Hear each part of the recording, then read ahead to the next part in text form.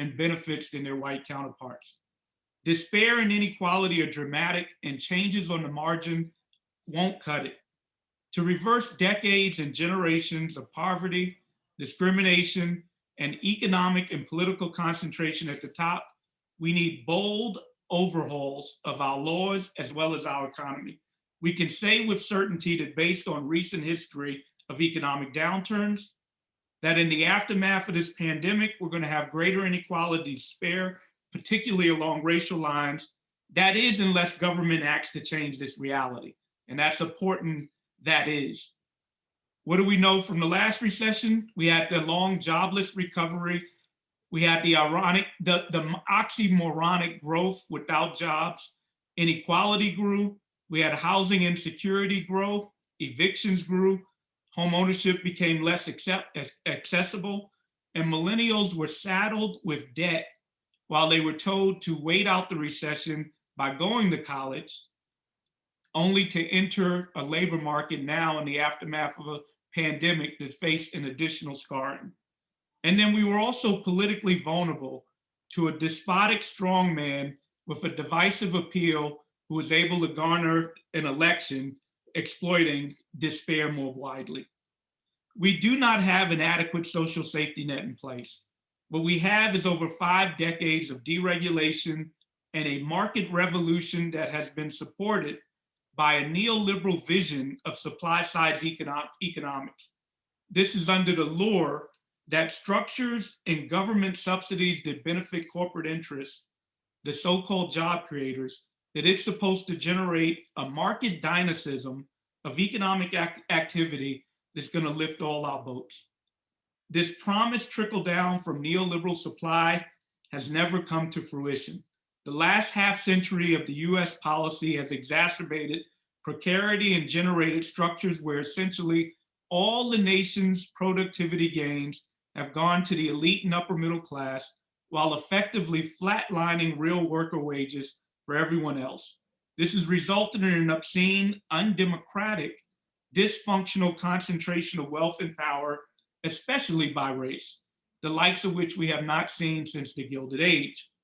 We have a concentration of wealth where the top 0.1% of earners, those earning above 1.5 million a year, own as much of the nation's wealth as the bottom 90%, while the bottom 50% own about 1%. Yet and still, race is a bigger predictor of one's wealth than class itself. This obscene concentration and its accompanying plutocracy, the likes we have not seen since the Great Depression, it is not natural, nor is it our destiny.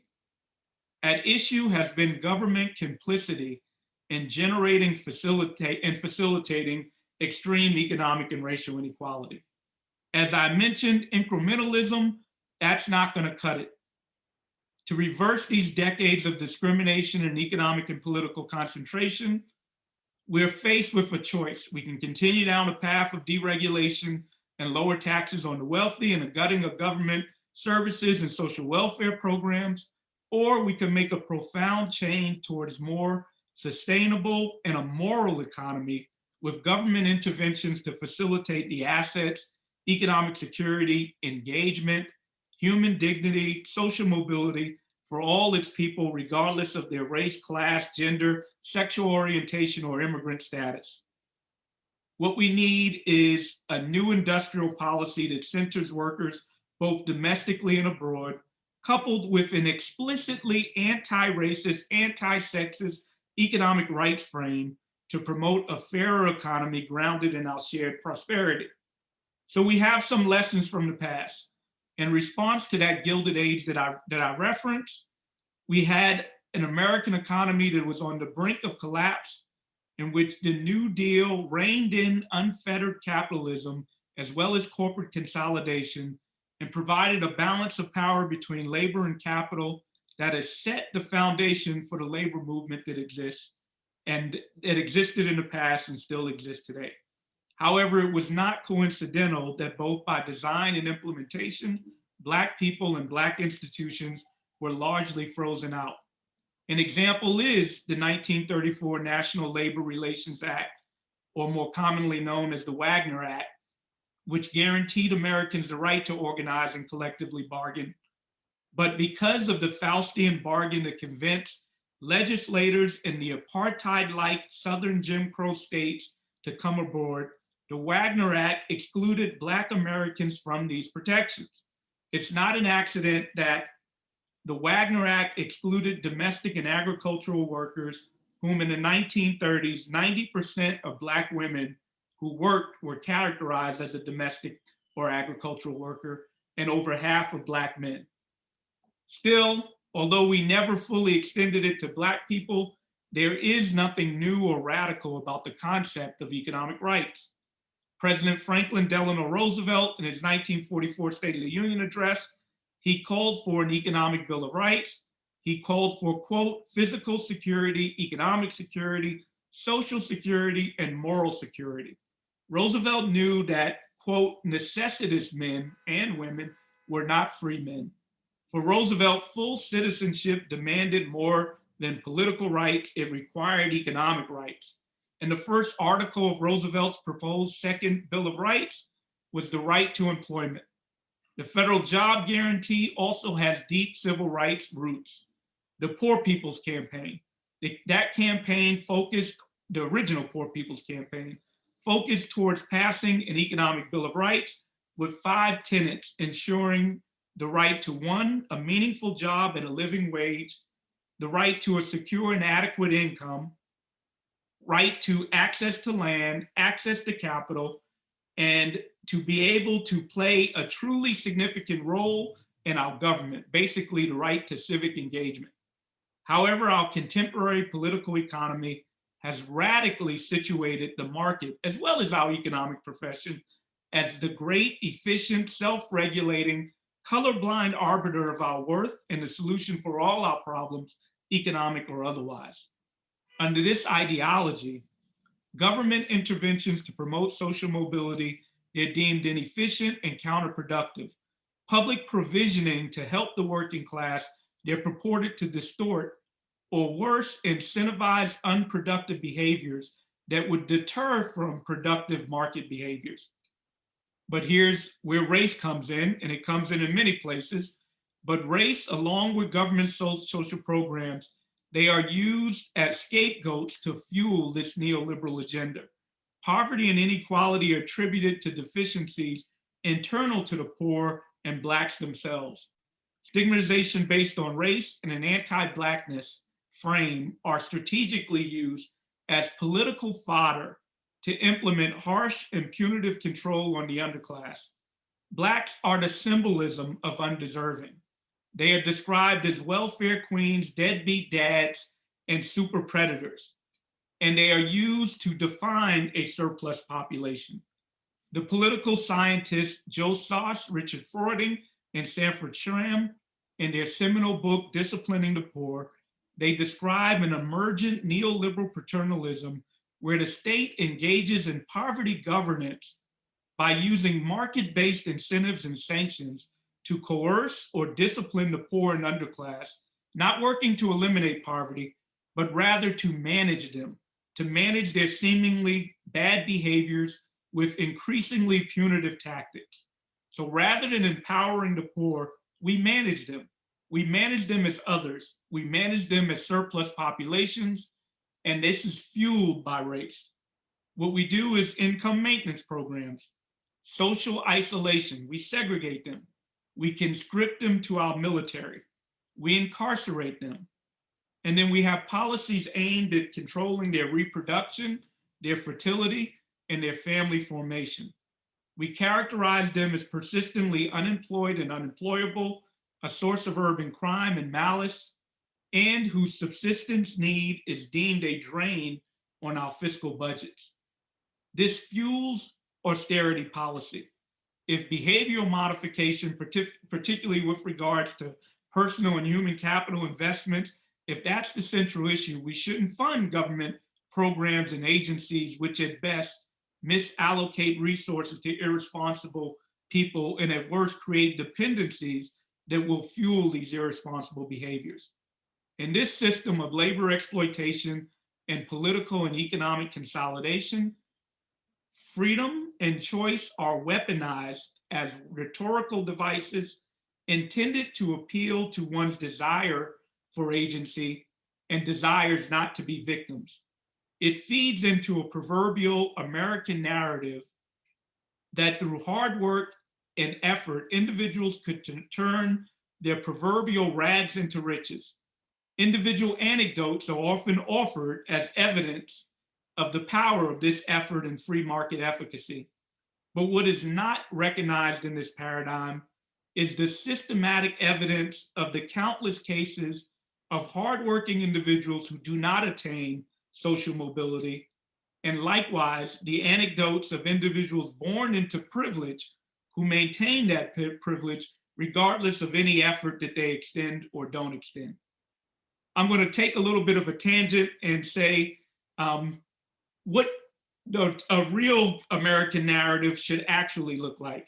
And I'm going to quote in LeBron James from one of his Nike commercials, who in my opinion, my humble opinion, succinctly and eloquently sums up what a perfect aspiration should be for the American narrative. He says, quote, "We always hear about another athlete's humble beginnings, how they emerge from poverty or tragedy to beat the odds."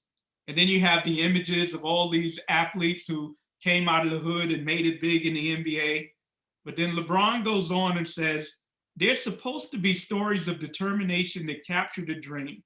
There's supposed to be stories that let you know that people are special. But you know what would really be special? If there were no more humble beginnings. That's the America I want. I want an economic rights frame that eliminates humble beginnings. But if we return back to our current political reality, what we end up with is local, state, and federal interventions, as well as public-private partnerships that attempt to leverage private and charitable resources to manage and incentivize so-called defective Black and Brown people to get an education and be more employable. These presumptions pay little attention to the roles of power and initial endowment, and how power and capital can adjust to alter the rules and structure of transactions and markets to privilege power and capital in the first place. What we don't learn in Econ 101 is that markets are political constructions. Without capital and power, inequality is locked in. We use words like choice and freedom to describe the benefits of the market, but choice is an illusion if an individual lacks basic needs like a job, adequate income, shelter, food, or healthcare. It is literally wealth that gives us choice, freedom, and optionality. Economic freedom and authentic agency is rooted in resources, political, social, psychological, and especially material. And power and capital are self-reinforcing, and with no government interventions, they will do what they do best, which is consolidate and iterate. In our economy, wealth and capital are used to capture social and economic power and enable those who inherit this power the ability to change the rules or rig the system in favor to further create and concentrate their existing wealth and power. If we look historically, it is critical to note that it's never been the case that a white asset-based middle class simply emerged. Rather, it was government policy and to a large extent, entitlements, literally government giveaways that provided whites with the finance, education, land, infrastructure to accumulate and pass down their wealth. However, as was the case in the Wagner Act that I described above, by both design and implementation, also as Ira Katz-Nelson in his book, When Affirmative Action Was White describes, Black students and Black institutions like HBCUs, they were largely frozen out of the benefits of this policy intervention. The outright refusal of white colleges to admit Black students, coupled with the constraint of growth on HBCUs by far more narrow access to federal subsidies, as well as expansion of some of the housing benefits to their potential students. These were all products of public policy that drastically restricted the capacity of Black Americans and Black institutions to build wealth and to secure college education. Our unjust racial wealth gap It is in it of itself an implicit measure of our racist past that's rooted in a history in which whites have been privileged by government complicit political and economic interventions that have afforded them access to resources and that iterative and intergenerational accumulation. This is in contrast to a history in which Blacks and Indigenous people, their personhood and whatever capital and resources they were able to establish, have always been vulnerable to exploitation and extrapolation by state complicit confiscation, destruction, terror, fraud, theft, and other acts of violence. As a result, Black people as a group have very little ownership in America's land or means of production. And they remain in fear of violence, incarceration, and literally bondage. This history of disenfranchisement of Black Americans from full economic participation is well documented. Policies like redlining, highway construction, failure to desegregate schools at the metropolitan level, exclusionary zoning, have all worked in tandem with restrictive covenant, regulatory controls to marginalize Black Americans and constrain their economic participation as well as their political power. Yet the framing of the racial wealth gap, including the use of alternative financial service products, it focuses on poor financial choices and decision-making on the part of largely Black, Latinx, and poor borrowers. This framing is tied and derived from a cultural poverty thesis in which Blacks are presumed to have an undervalue and a low acquisition of education. The framing is wrong. The directional emphasis is wrong. It is more likely that meager economic circumstance, not poor decision-making or deficient knowledge, that constrains choice itself and leaves poor borrowers with little to no other financial options but to obtain and use predatory and abusive financial services. Financial behavior and financial literacy, they are all practically useless for households with little to no finances to manage in the first place. In terms of debt, what we traditionally conceive of as good or bad debt has different implications once we consider race and the prevailing framework of targeting unprivileged racial groups with inferior housing and educational products, as well as predatory finance and ongoing housing and labor market discrimination that limits the choice set and the rate of return to a home, to a college degree based on one's race or ethnicity.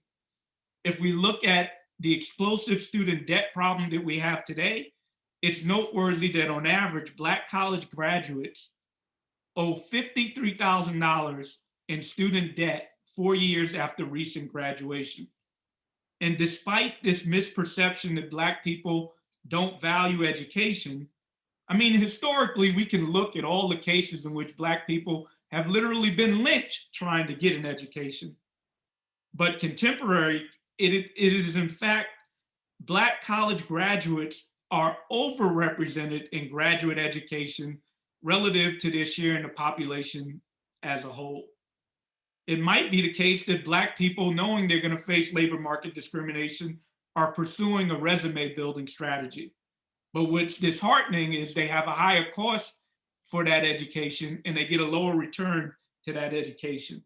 Black students tend to take on more debt at every level of higher education and are more likely than white students to drop out of university because of financial concerns, in large part because of comparatively lower household finance levels for which Black families come from, Black students come from in the first place. Yet and still, high achieving Black Americans as measured by education still exhibit large economic and health disparities relative to their white peers. And when it comes to both health, wealth, and other economic outcomes, these disparities often grow rather than subside at higher levels of education. The fact that Blacks who live in families where the head graduated from college have less wealth than whites where the head dropped out of high school, that's an example of a property right in whiteness. The fact that a Black expectant mother with a college degree is more likely to have an infant death than a white expectant mother who dropped out of high school, or a Black man with a college degree is 3 times more likely to die from a stroke than a white man who dropped out of high school. These are all indicative of property rights and whiteness. The pattern of persistent or worsening racial disparity with education, it's not limited to infant mortality nor stroke. It is evident in other major diseases, including cancer, heart disease, and HIV-related causes. And I'm sure it's going to be related to the pandemic when we are able to fully analyze that data. Yet, for the most part, health and economic literature has focused both implicitly and explicitly on lower socioeconomic status of Black people and the perceived confluence of detrimental behaviors as explanations of racial, health, and economic disparities. This literature examines racial discrimination as a detriment largely geared towards the framing in which low socioeconomic status Blacks are discriminated against. In essence, few studies explore the paradox of increasing racial, health, and economic disparities at higher socioeconomic strata. The emergent consensus is that we have a social determinant model of health, which the World Health Organization defines as the conditions in which individuals are born, work, live, grow, and age. They are the primary determinants of health and likewise health disparity. Hence, there's a presumption that if a greater share of Blacks and Latinx individuals, if they invested more in a good education, that in turn would result in better jobs and higher income, and health disparity would dramatically reduce or be eliminated altogether. In terms of labor market outcomes, in both good times and bad, there's an approximately 2-to-1 ratio of Black to white unemployment rates. And this occurs at every level of degree attainment. If we look at wages, the Economic Policy Institute report of 2018 reveals that white workers had about a 20% advantage in hourly wage at every level of education, and that this white advantage for workers with a college degree is slightly higher than that of Black workers who dropped out of high school or had a high school degree, respectively. The racial wage gap has grown over the 21st century at every level of educational attainment. Education is positively associated with better health and economic outcomes for all Americans, period, hard stop. However, racial disparity in health, labor, and financial markets, not only does it persist at higher levels of education, it often worsens. In general, Black men and women between the ages of 25 and 64 have about a 50% higher mortality rate than their white counterparts. But what's more disheartening is that these disparities increase with education. Black men and women with a college degree have nearly a 70% higher mortality rate than similarly educated whites.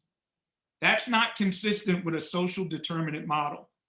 It's not consistent with a social determinant model in which we proxy individual self-investment and agency with education as the explanation for health disparity. In many cases, the most educated Blacks have the worst health outcomes in comparison to the least educated whites.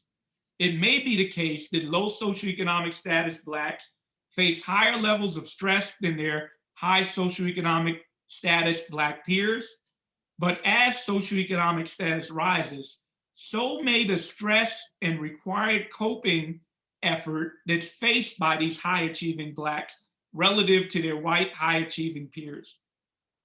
This is related to a theory of race prejudice based on relative position described by the classical sociologist Herbert Blumer, the phenomena that he describes, a phenomena in which he describes as and a phenomena described in stratification economics, which argues that as socioeconomic status rises, so does the relative degree of race-related competition for these high status and high reward positions. If we go to Arthur Lewis, the Nobel laureate, and his competing and non-competing theory of prejudice, He describes in his book, and I love this book, so I'm gonna hold it up, Racial Conflict and Economic Development. I think it's out of print, but maybe if enough people clamor for it, it'll get back in print. He describes how dominant groups maintain their social hierarchical positioning by rendering subaltern groups non-competing. The theory explains that in a pre-market stage, when individuals acquire the skills and credentials to compete in the market, the dominant group will tend to use their power to limit the subaltern group's access to skills and credentials so as to render them non-competing in the market stage. He describes the second stage where dominant group members, where members from a subaltern group, if they are able to overcome pre-market barriers and actually become competitive in the market stage, this is when dominant groups will change the credential criteria at the market stage so as to favor their own attributes. In other words, change the rules in the middle of the game. Or second, and here's where discrimination comes into play, they simply will discriminate against the competitive members from that subaltern group who are able to compete with them for preferred resources and socioeconomic status.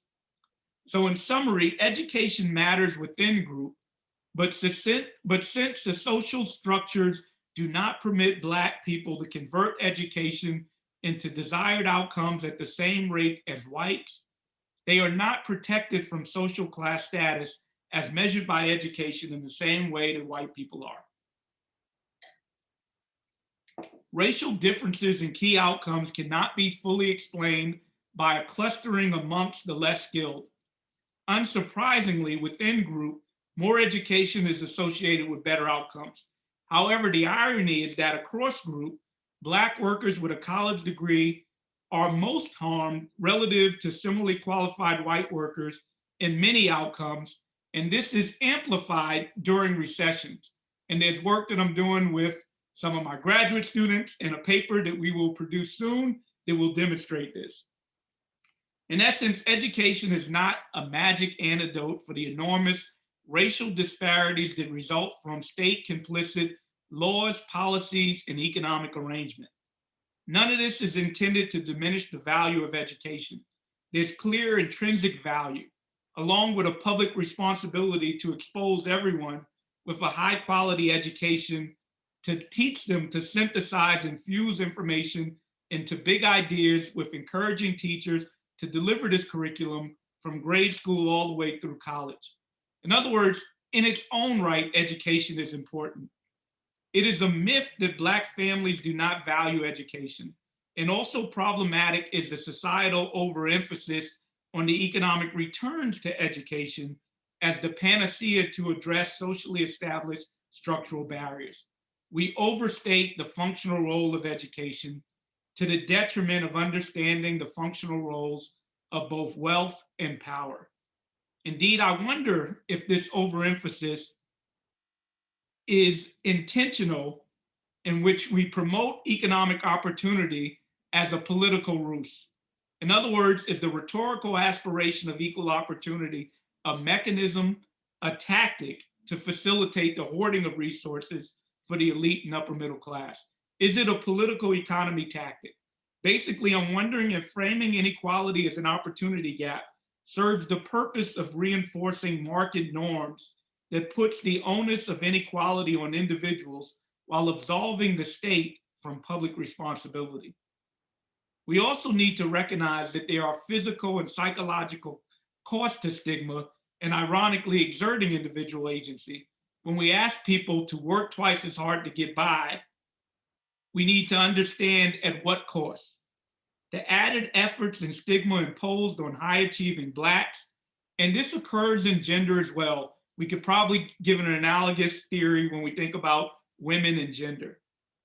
The added stigma and cost associated with these high achievers that threaten the relative position of a dominant white group, this may translate into deleterious economic conditions as well as health conditions for these high achieving Blacks. The bootstrap narrative framed in the politics of personal responsibility, emphasizing agency, particularly self-investments in education, as the sole pathway towards upward mobility and efficient social distribution, it might be literally bad for Black people's health. But we should also recognize on the left that a similar argument can be made against class reductionists, those tropes that treat race as an issue bound simply to how Blacks are sorted along skill and resource distributions. What economists need to do is better understand the roles of power and capital in our political economy and be more focused on understanding and advocating for structures that truly lead to more equitable and fair distributions. We are not atomistic agents floating in unfettered markets guided by our free will into fair and efficient distribution. Conventional economics' view of race prejudice as some exogenously determined binary to represent preference, taste, and bigotry or ignorance that should be arbitraged away by some non-bigoted, profit-seeking, efficient firm. It ignores the strategic agency, the strategic benefits that individuals have in choosing and investing in their collective group identity, and how social structures may increase or decrease the value or the incentive on that investment of that identity. We need to do a better job of understanding how power and capital in our political economy lead to allocation. So let me go back to Lewis for a little while and talk about some solutions that he proposed in this book. In Racial Conflict and Economic Development, he talked about 3 theoretical straw man solutions to think about how we can deal with racial conflict. The first was a homogenous state. Basically, if we were to partition the United States and its resources between the various groups. There are obvious caveats with that homogenous state theory or solution. One is, according to Lewis, if partitions cannot be affected equitably without leaving too many people on the wrong side of the border, the racially homogenous society is unattainable. And then the second thing is a loss of efficiency associated with having a nation state. Loss of economies of scale. The second solution is a plural state. And this is based on the principle of separate institutions within a sovereign state. The obvious caveat is that separate institutions tend to exacerbate group differences over time. And we tried that when we had a Jim Crow South in the past. The third solution, and this is the one in which I think he gives some credence, is a raceless state, where race is removed from public consideration and each group is guaranteed equal opportunity consideration under the law. Now, here are the caveats with this solution. The first is there has to be a willingness and tolerance for the adoption of different group cultures and customs. In addition, the adoption of these culture and customs is likely to be skewed towards the majority group's favor. In other words, Black people might have to give up some of their customs. The second caveat is equal opportunity does not guarantee equal outcomes. Hence, affirmative action will be required to attain a raceless state. But there's some inherent irony if we emphasize affirmative action in a raceless state. In Lewis's own words, he says, quote, "The raceless society is not feasible unless both majority and minority parties wish to live together on such terms. It also tends to move away from economic equality unless supported by affirmative action. The system can be made to work, but it requires continual effort."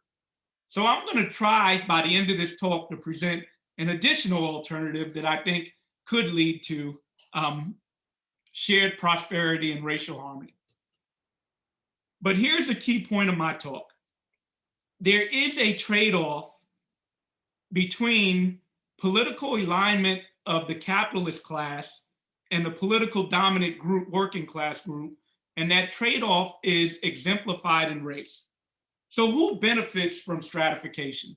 Well, we know the capitalist class, which is overwhelmingly white, benefits from workers that are more divided and less harmonious and separated into various distinctions, strata. We know that Blacks unambiguously who are othered are worse off. What is ambiguous from the current way in which we define economic well-being is the white working class. On the one hand, if they were unified with Blacks in an authentic racial coalition, perhaps they could better bargain against capital for better terms of engagement. On the other hand, they would have to give up white privilege, that part of having that intermediary position that comes about from stratification is the benefit of not being the first fired or the last hired in an economic downturn and upswing. If we fully want to understand how the status quo of an iterative cycle of concentrated economic and political power is able to persist for such a long time, we need to embrace a third pillar in this relationship, and that is race, or more broadly, the existence of some permanent underclass marked by a subaltern identity by which more dominant identity groups are able to maintain a status quo and are willing to sacrifice their vertical positioning, in other words, permit overall inequality in exchange for horizontal positioning. In other words, relative status. In other words, social status, having greater social, economic, and political status than some other group. In essence, a deeper understanding of how devaluing and othering of individuals on social identities like race relates to political notions of deserving versus undeserving is essential to expand our knowledge beyond our conceptions of individual transactions and how this fits into the working of larger political economic structures that affect us all. The structures of our political economy and race go beyond individual bigotry as a matter of course. Race and social identity is strategically used to generate hierarchy and propel systems of stratification and persistent inequality. We must move beyond class reductionism and recognize race and other social identity stratas as pillars along our political and economic power dimensions and better understanding our political economy. There are intermediate economic and psychological benefits associated with distancing from an outgroup like Black towards becoming part of the in-group like whites in the case of the US. This frame fits with Herbert Blummer's thesis of race prejudice, where he argues that race prejudice exists basically in a sense of group position rather than a set of feelings which members of one racial group have towards members of another racial group. Basically, group relative position will transcend bigotry and individual feelings. This is the impetus for the psychological and material benefits of what we define as white privilege or the property rights and whiteness. But we should recognize that we can have an alternative. This privilege is based on an immoral notion of benefit that's largely predicated on self-interested, neoliberal, and tribal norms in which accumulation knows no bound. An authentic racial coalition to address growing inequality would necessitate that the dominant white group give up the benefits of white privilege. But as I described earlier, this is obviously not an easy ask. So alternative to Lewis's solutions, to achieve racial justice, we need an honest and sobering confession of the historical sins of slavery, a point in American history in which Blacks were literally capital assets for a white landowning plantation class, but not just slavery, an authentic analysis of sharecropping, white capping, Jim Crow, the exclusion of Blacks from New Deal and post-war policies, all these that built the white asset-based middle class. And there's some contemporary racism that we can discuss as well. This authentic analysis would counter that neoliberal frame that caricatures Black and brown people as welfare queens. But it's not just limited to Black and brown people. We basically racialize poor people in general as being deficient, And instead, this would pave the way for narratives that more accurately frame inequality as grounded in resource deprivation. But this acknowledgement alone, it would be empty if we don't accompany it with some form of material redress. Reparations provides a retrospective, direct, and parsimonious approach to address that implicit measure of our historical racism, racial wealth gap. Moreover, it would be a racially just policy because it requires the US to take public responsibility and atone for that long history of racial injustice. But that's not enough. A seed capital program like baby bonds is an economically and racially just prospective approach, since it's racially inclusive because it targets the domain and outcome in which Blacks and whites have very little overlap, and that is wealth. A permanent seed capital program would provide everyone with a capital foundation to build wealth and asset security, and in perpetuity trend towards a just and egalitarian capital and wealth access for all Americans. We need to think about wealth as an input rather than an output. And to address our plutocracy, we're going to need to break up the concentration of wealth more general. We need some form of redistributive wealth or a state tax that has some teeth in order to stop that high concentration that allows for the iterative control of our political apparatus. What's more, we also need a bold, transformative, anti-racist, and anti-sexist economic Bill of Rights, which by design and implementation are intentionally inclusive of all racial, ethnic, and gender groups. We need to recognize that there are a set of enabling goods and services that are so critical for individual life, liberty, and self-determination that their quantity, their quality, and access to them should not be vulnerable to the pricing and rationing that come about from firms trying to meet their for-profit fiduciary responsibility. Government has a different fiduciary responsibility. And as I described in that trade-off, the more unequal we are, the more vulnerable we are for despotic leadership that come along and exploit horizontal equity and horizontal positioning. We need policies with public options that directly compete with and crowd out inferior private options that don't ensure universal and quality healthcare, housing, schooling, financial services, capital, and the free mobility without the psychological and physical threat of detention and bodily harm at the hands of a state-sanctioned terror because someone's social identity is linked to a vulnerable or stigmatized group.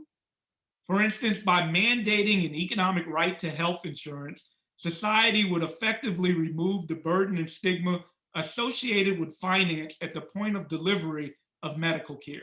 That is a time in which the recipient is most vulnerable.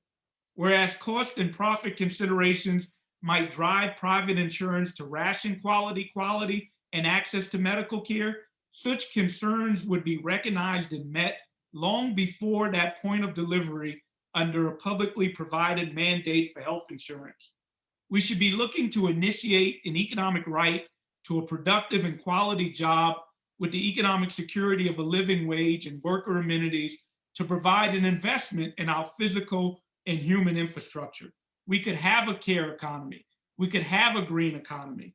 I'm not talking about an employer of last resort program, but a viable alternative to low pay, low benefits, and poor working conditions.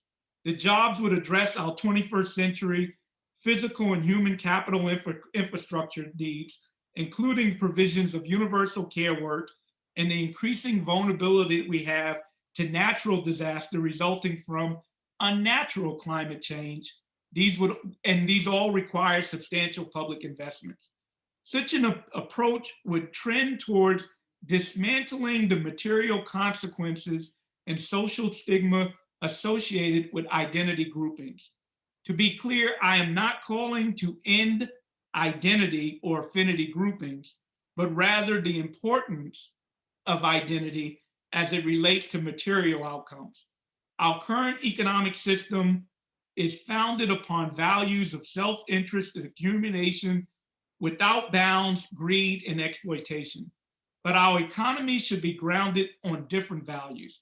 Values of economic inclusion, civic engagement, social equity, human dignity, and sustainability and shared prosperity. Perhaps change is happening. For instance, we have witnessed across all 50 states and pretty much the entire globe, civil protesters shouting with solidarity that Black Lives Matter. Are younger generations and social movements, are they beginning to redefine economic good to embrace these principles of morality, common humanity, and sustainability? We know that these are necessary ingredients if we're ever going to have an authentic coalition across race, across gender, across sexual orientation. I don't know the answer to that question, but I do know that without a potent policy alternative that's grounded in economic justice, we will not neuter racist regimes that provide pathways. We will continue to have racist regimes unless we provide pathways for economic security and self-determination for all people. White supremacy and the despotic political appeal for divisive leadership will remain until we provide economic justice.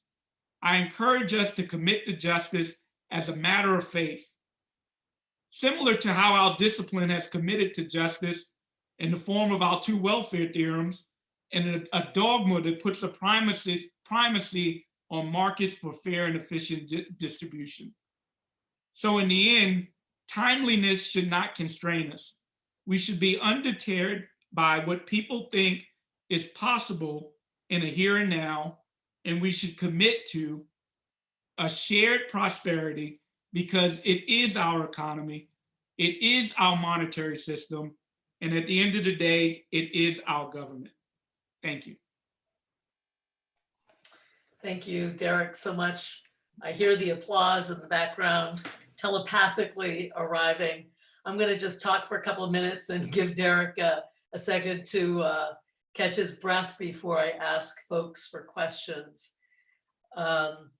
First of all, I had mentioned that you can post your questions in the chat box. I just realized there's also a Q&A box, so feel free to post your questions there as well if you'd like to. I'll be reading both of those. I also wanted to mention that this session is being recorded. There was a glitch at the beginning, and so we started recording about 5 minutes into the talk, but it will be posted. And so just to let you know that this is all being recorded right now. Darrick, I'm going to ask you one quick question. There was an attendee that wanted to know if it's possible to get a written copy of your talk. It actually is a compilation of various things that I've written over time, so I'm happy to do that. And I also know that as part of this lecture, our journal is going to publish a version of it soon, I think. Exactly. So that is correct, that this presidential address will be published, and you'll find it in one of the ASC journals. So great. Are you ready to take some questions? I'm ready. Right. It's okay that we missed the first 5 minutes because I was babbling anyway.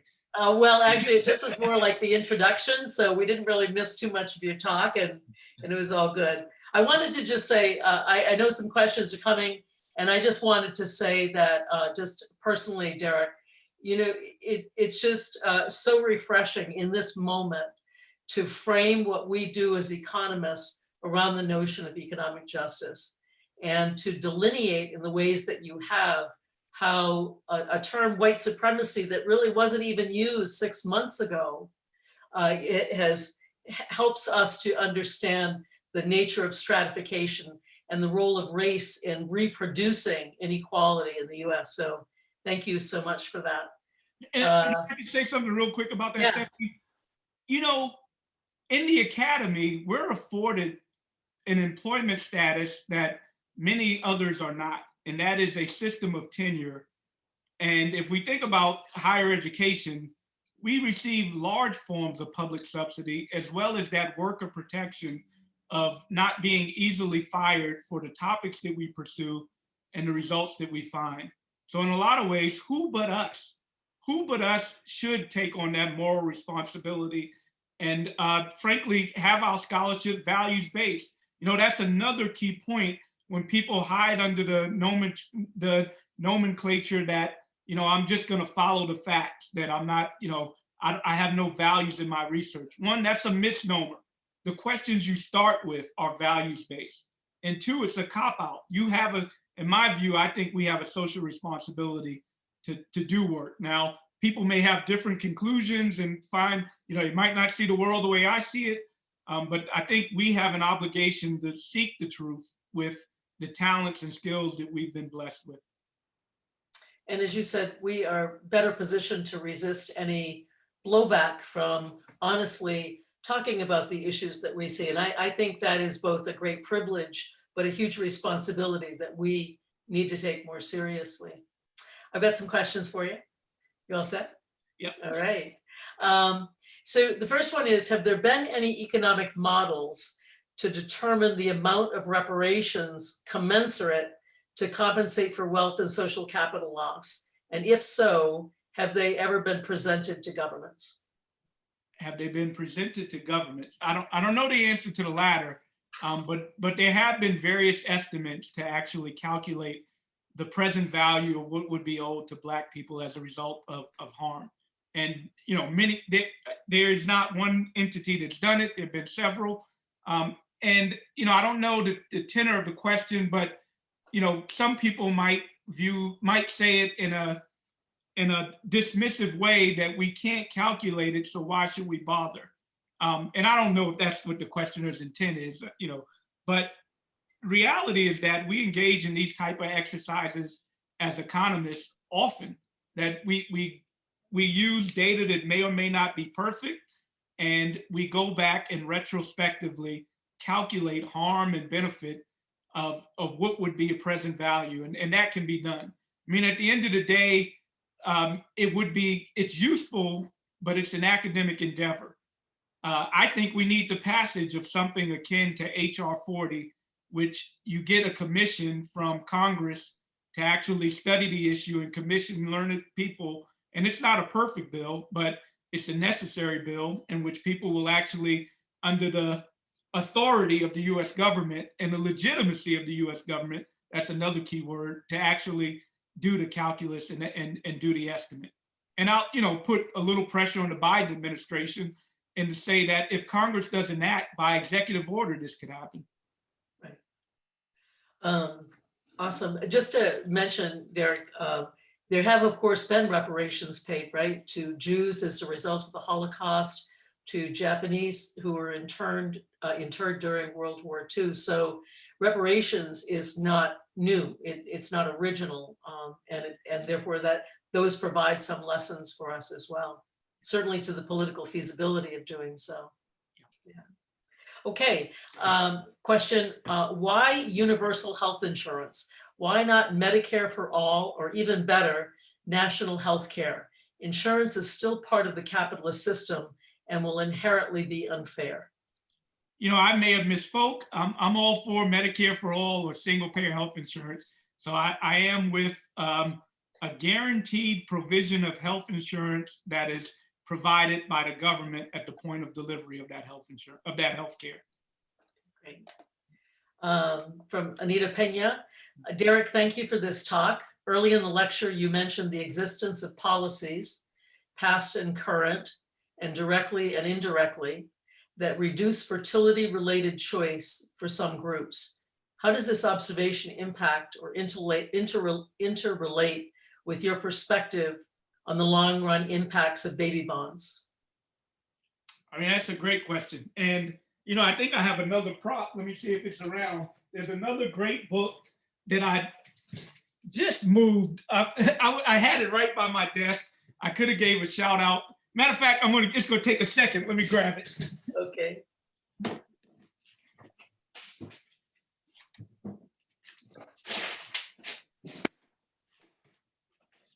As I knock everything over, there's a book by Diane Stewart called Black Women and Black Love. And it fits very well with the tenor of that question. It is recognizing that wealth and assets are inputs into a lot of outcomes, not just economic, but social. So one of the brilliant things that Diane Stewart does in this book is talk about how resource deprivation has impacted Black families and Black love more broadly. And you know, whether you have a heterosexual perspective or not, couples and relationships, period, are fueled by resources. And if you have deprivation of resources, particularly along racial lines, then that's obviously going to have, not obvious, but that will have a social impact on things like marriage. So to answer the question directly, I think that one of the benefits of baby bonds is that when people give narratives that a source of inequality is related to Black decisions with regards to marriage, choosing to have children out of wedlock, et cetera. Well, if we got rid of mass incarceration and we had people properly resourced, then we could see if that was an authentic choice or not. I mean, I dare say that we would see a lot of those social variations go away if we had similar resource Black populations. Thanks. I'm going to just jump in with a question as I'm thinking about it and thinking about these things. In talking about stratification economics and the efforts of the dominant group to render the subaltern group non-competing. So that's what I want to speak about. I want to just pose this thought that I have had, and that is that with the civil rights movement that empowered people of color and women, this was directly followed by the war on drugs and mass incarceration. Do you see a link between the two? Do you see this as a mechanism for rendering Blacks in particular non-competing, given the new civil rights legislation? I think that's spot on, Stephanie, and I think I agree with your perspective. I mean, the neoliberal movement could be characterized as a radical market revolution that began around the early and mid 1970s. And if we were to not realize that a lot of that was both racialized in its political fodder, but also reactionary to some of the dramatic gains that Black people had. You know, if we look at wealth, there virtually has never been a Black middle class. But if we look at education, or if we look at wages, there were great improvements in relative status and absolute status of Black people from the 1940s to the 1970s. You know, part of the reason we didn't get the wealth improvements is because of a lot of what Ira Katznelson describes in his book, When Affirmative Action Was White, but that this neoliberal movement is reactionary. And this is in part why I think that if we were to have a anti-racist and anti-sexist economic Bill of Rights, it would make us less vulnerable to a counter-revolution that may come. I think part of the vulnerability from New Deal legislation was the fact that it still allowed for stratification by which this, Nancy McLean in her book, what is it called? Democracy Unchained? I can't remember the name of it.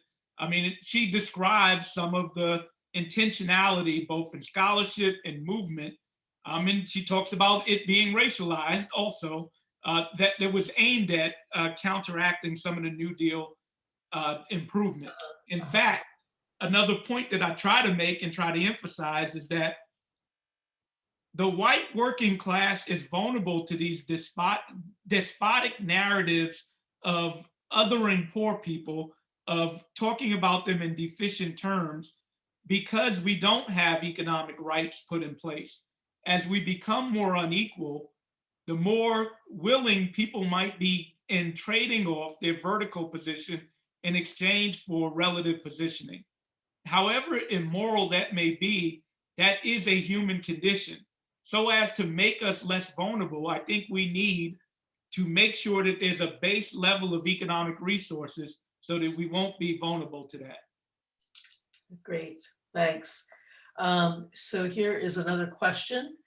Why do we often think or consider economic justice mainly in terms of only one or two races or ethnic groups? There seems to be a dearth of scholarship on economic justice, e.g. capital loss models, that are more relevant to Native Americans, Middle Easterners, et cetera, than to African Americans or Latino Americans. Yeah. So stratification economics is about power.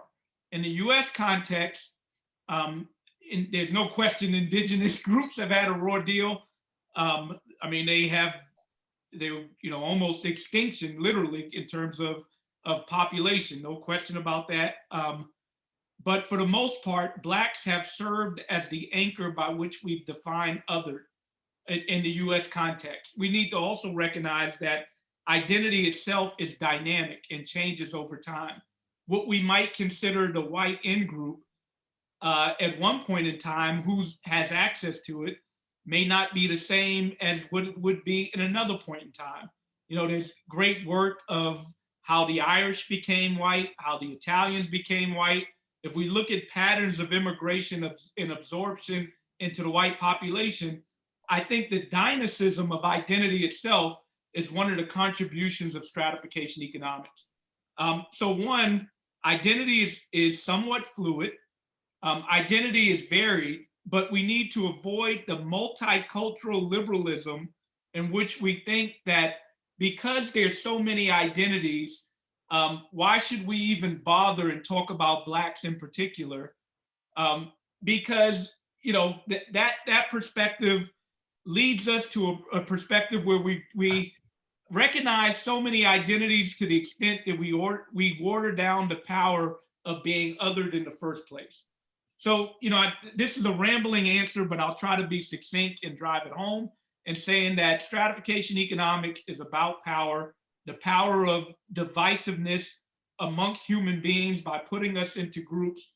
In the US context, it's dominated, but not exclusive to Black, white. And in other contexts, there will be lessons to learn by which we could apply from the US and learn from as well.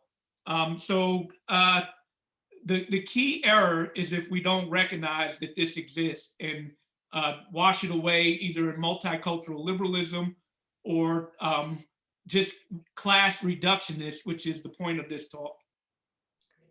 Thanks. There's another question which is in some ways related to this, and it is, how would you characterize the current state of the development of stratification economics? Oh, I think it's growing. I think, I guess the power of a discipline is when, because one of the things I want to point out is that, we have names. It's been labeled stratification economics. It has existed before that name, stratification economics. I'm trying to give a lot of homage to Arthur Lewis in this little simple book, but, well beyond him, there are plenty of people that have been engaged in this work. Even if we look at the reparations literature, I think there is even movement within our contemporary profession to examine race not just as an issue, but as a pillar, as a core. To look at race itself, not in the frame of, I'm a health economist, I study health inequality, now I'm going to look at race, but rather to study race up front or study gender up front. I think we are in a movement, and a lot of credit can go to social movement. I mean, we should recognize that scholarship is not immune to social context. Scholarship is not exempt from larger socializations. And I give a lot of credit to Black Lives Matter for putting this at the forefront. And as a result, our profession is starting to, I hope and I believe, take race on not as an issue after the fact, but as a primacy to begin study. Great. Another question is, how does the category of disability fit into your theoretical framework?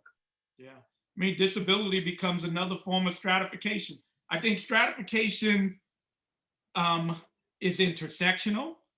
I think that stratification is multifaceted. I think one of the problems and oversimplification is treating race as a dichotomy and thinking that that's all we have. I've done a lot of work looking at skin shade variation, for example. I mean, to recognize that identity is multifaceted, identity has different meaning in different contexts. And understanding when that context matters or doesn't matter becomes vital. I mean, one of the ways I like to think of stratification economics is as operationalizing race as an input into a production process. Again, it's an immoral production process, but it becomes almost like a derived demand function. That investment will have an economic return. We can think about status around disability, ableness as something that people can invest in both as individuals and from a political economy perspective, where it will have economic returns. And those economic returns will be based on the norms and customs, as well as individuals' aptitude and resources in being able to invest or divest from that identity. I think analogies can be made towards race. In other words, let me give, I'm better able to make the case for race because I've studied it more, but I don't think it's immune to disability studies as well.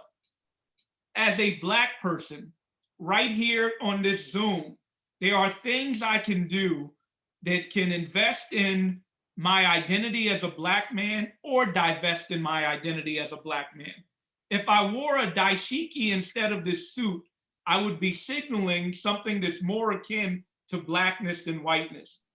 Wearing this afro is signaling something more akin to Blackness as opposed to some Eurocentric standard. I argue that we make these decisions both implicitly and explicitly every day.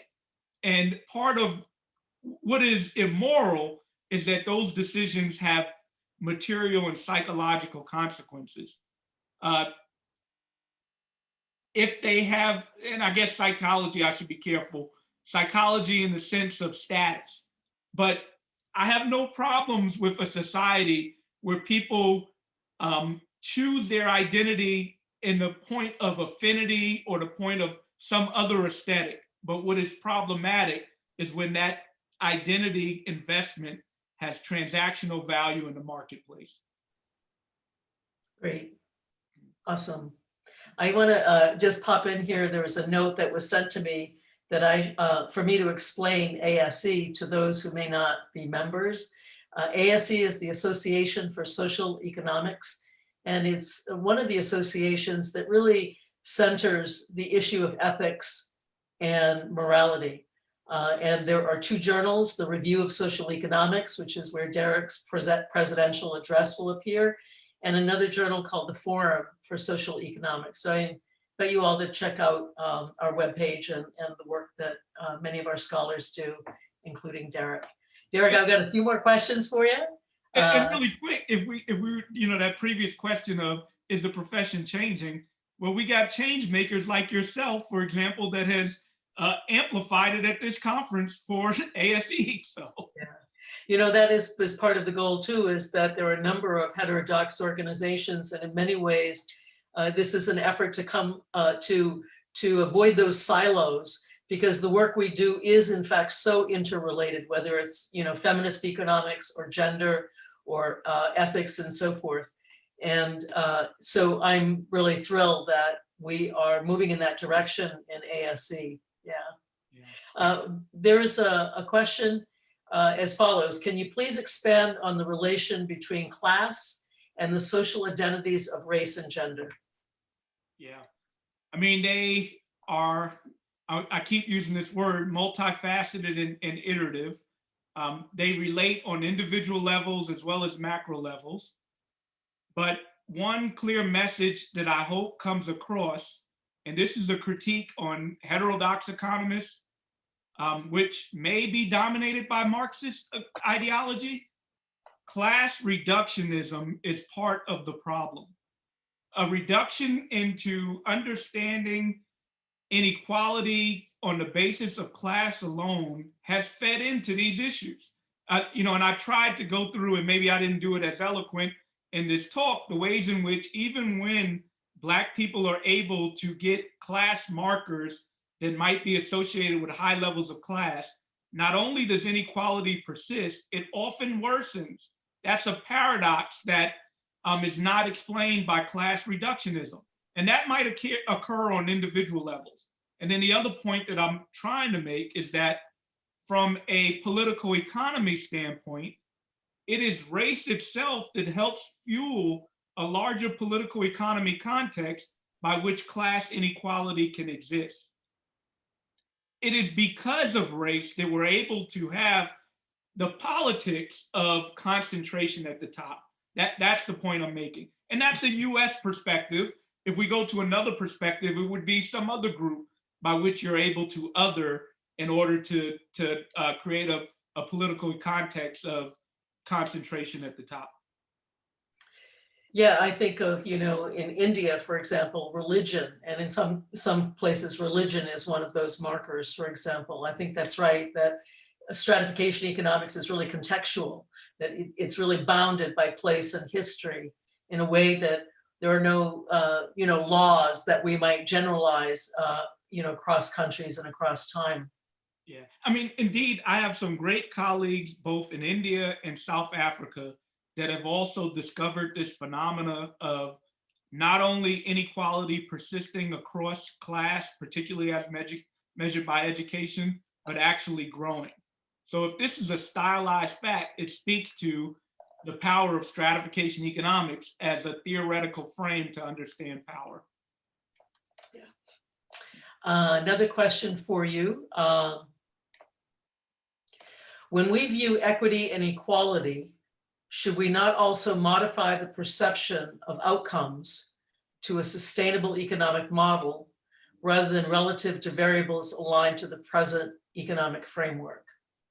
I agree. I mean, I think the natural thing that comes to mind is our planet. If we just focus on accumulation with no bounds, what does that say towards a sustainable environment?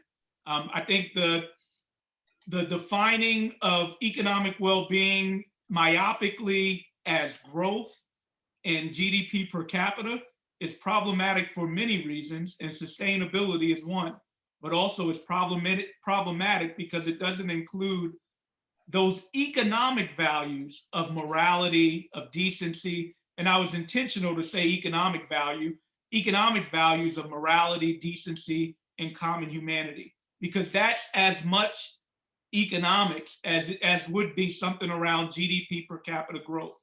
We've been hoodwinked to think that those things aren't part of economics. And in the long trajectory of our discipline, they have centered it as how we measure value. It is more recent, I would say, in a market revolution that we have gone exclusively away from things like morality and how we define economics. The next question is, can stratification or identity economics be biased and subjective in favor of the discriminated stratus? Sure. I mean, scholarship is vulnerable to biases and just plain being wrong. There's no question. So, I don't have a monopoly on the truth. I am guided by ethics, and I hope we all are, to pursue the truth, to try to use, and truth evolves. We learn. There are things, matter of fact, it is disingenuous if it doesn't evolve. If we can't learn from others or we can't learn from ourselves, that's a problem. But what I'm trying to encourage us all to do is commit to the truth and also commit to values, to recognize that everything we do is normative, at least by which we begin. The two theorems in economics that we start with in teaching our graduate students, you can't tell me those aren't normative perspectives. You can't tell me that the ways in which we define value at our core is not based on some norms. I'm not saying we abandon it, but we should recognize that they're norms, and we should also be open and obliged to pursue other norms as well. Great.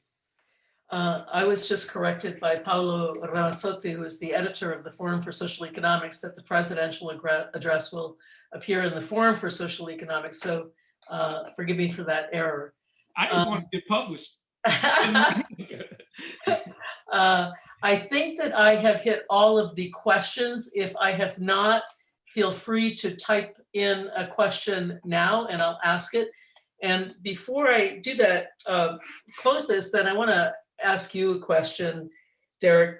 Darrick and I had a conversation a couple of weeks ago around the issue of stratification economics and the role of race as well as gender in heterodox economics. And in particular, I asked him, because he has worked with Bernie recently and for the last few years, if Bernie had changed. For those of you who don't know Bernie Sanders, he's a longtime Marxist and for many years really privileged class. And we find this amongst, there we go.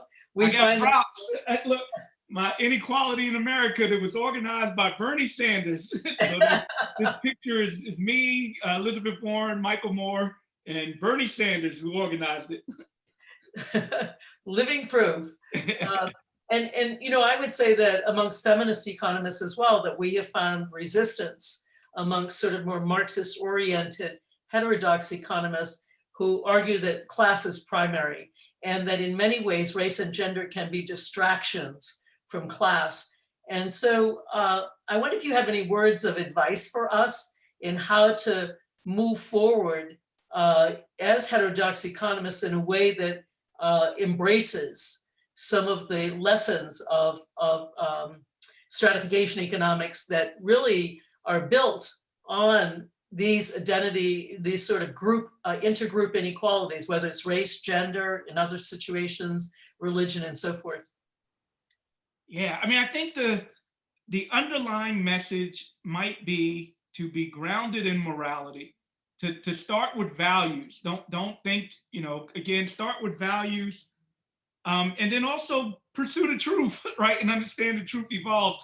And you set me up very well to give some props to Bernie Sanders. I mean, I love that man. I think the reasons why he is so appealing to me is I think he's grounded in integrity and values, and I think he's selfless. I see him as as a person that will pursue the truth and pursue it in a selfless way because he's committed to justice. Again, there may be points, and there have been points in which I would have disagreed with him and disagreed with a perspective. But at his core, I know his motivation. And at the core, I see the policies he's putting forth. And that is why, you know, in terms of race, you know, the first run in 2016, and to some extent in this last run, people have criticized him over race, his politics on race. Now, let's keep in mind that this was the man that was at the civil rights marches. He didn't brag about them because that's not part of his DNA, but he was literally arrested at those marches. So he has, in my view, always been in pursuit of justice. He's also the man that endorsed Jesse Jackson when hardly any other prominent political persona did. He was one of the first. Has he grown in terms of his perspective of race? One, who am I to say he has? But from my perspective, I think his message has incorporated race a lot more now than it did before. And part of that was learning. Part of that was the experience of what was going on in our criminal justice system. And I applaud him again. And I would say this is a lesson for all of us.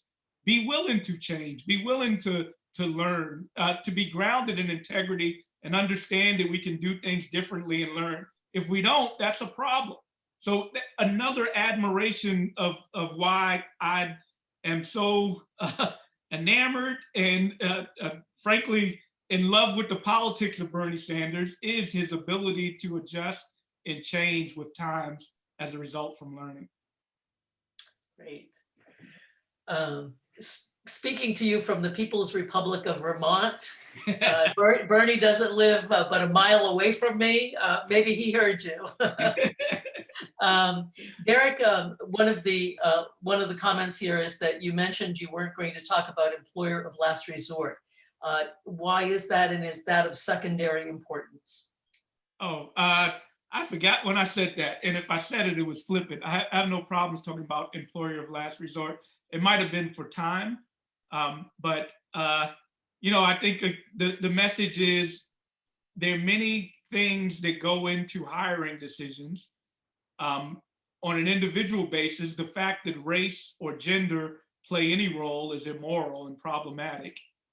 And from a larger political economy perspective, especially when we look across the demarcation of education, we see, and this occurs, now I'm starting to remember what I said at the point of the talk.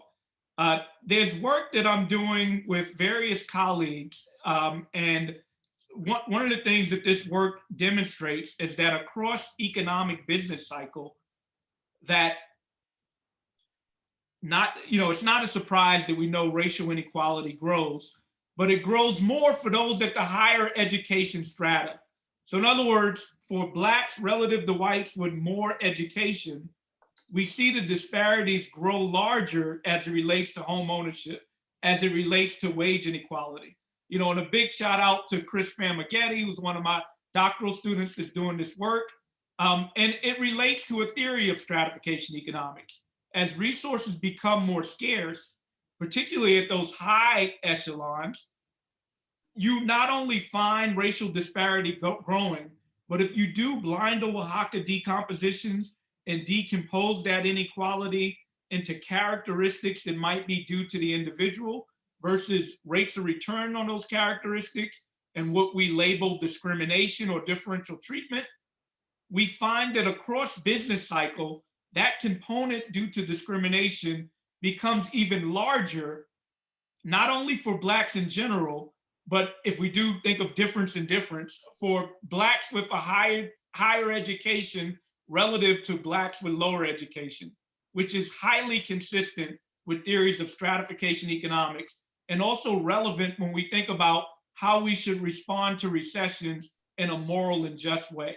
If we're thinking that all we need to do is educate people, if we tell, and we saw this regardless of race, Black college students and white college students to go to college and wait out the recession or go to college to get more skills, maybe we can think about other policies like sending direct aid to Americans with a check as a better approach. Maybe we can think about sending people to college without the albatross of debt as a better approach.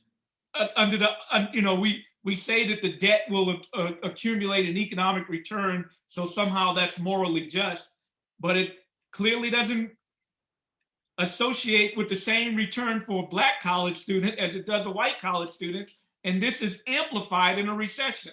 These are some of the policy ideas that we can get from this type of research, and also understanding how we stratify goods and services, not only based on skill, but race, gender, and other social status, stigmatizing identities.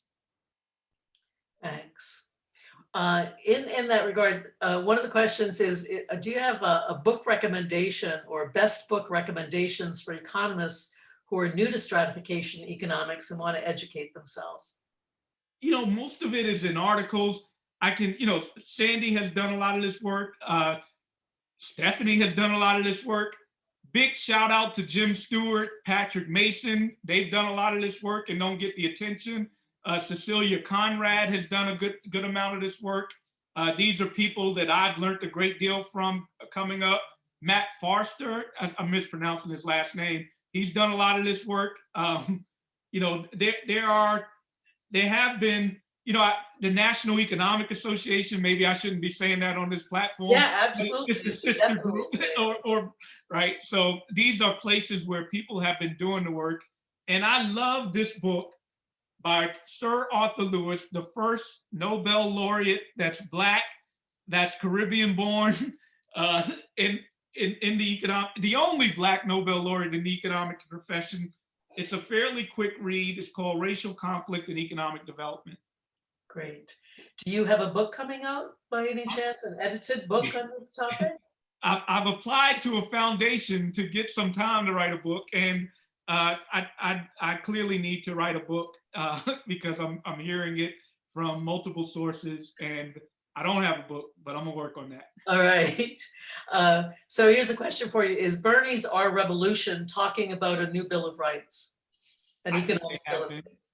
I mean, if not explicitly saying it, I think they have been. I think, you know, another thing, Bernie Sanders embraced me. I mean, it's not like I had I've gotten more access to our public infrastructure, not only because of Bernie Sanders. Big shout out to many politicians who are starting to embrace race. But personally, I'm indebted to a person who gave me a platform, and I pretty much have been, you know what you're getting with me. You know that that's what I'm going to center. So the Our Revolution was certainly grounded in a social democratic platform, which one could equate to an economic Bill of Rights. But I would dare say that some of the movements they've been making is to do this with explicitly anti-racist and anti-sexist sentiment. And by the way, since we're giving shout out to politicians in the Our Revolution movement, Senator Nina Turner is running for Congress. So write some checks to Nina Turner. That's awesome news. That's awesome news.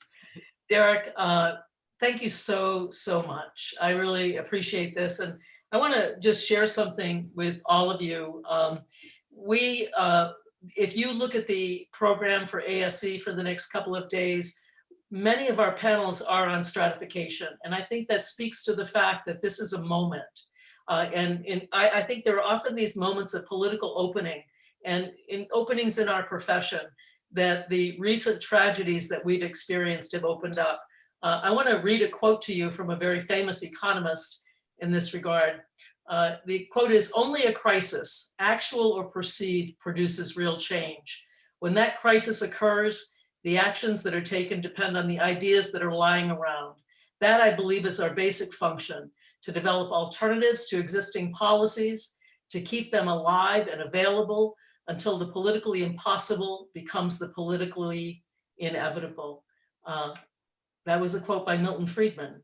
That said, I think it is really relevant, and I hope all of you will embrace the opportunity of the next few days to engage in some of the scholarship that is emerging around stratification economics and the frame of economic justice that is so fundamentally important to this body of work. Thank you so much, Darrick. Thank you, everybody. There were about 120 people on this in this session, in case that's not visible to all of you. And I look forward to seeing you over the next few days. Thanks so much. See you all.